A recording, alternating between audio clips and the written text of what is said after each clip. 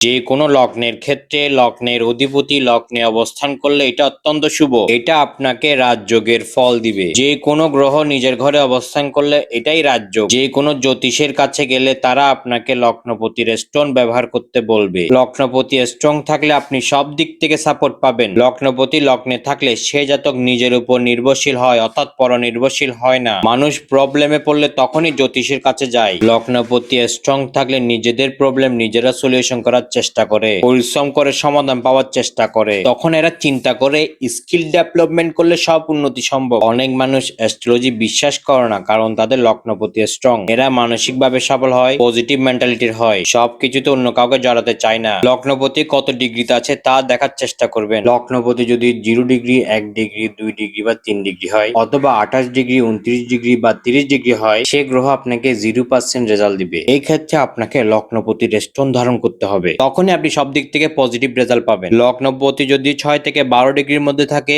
এই গ্রহ সবচেয়ে বেশি বলবান। এখন দেখতে হবে লগ্নে লগ্নপতির উপর নেগেটিভ গ্রহের দৃষ্টি পড়েছে কিনা। নেগেটিভ গ্রহের দৃষ্টি পড়লে লগ্নপতির স্টোন ধারণ করতে হবে। আপনার লগ্নপতি কত ডিগ্রিতে আছে তা কমেন্ট করে জানাবেন।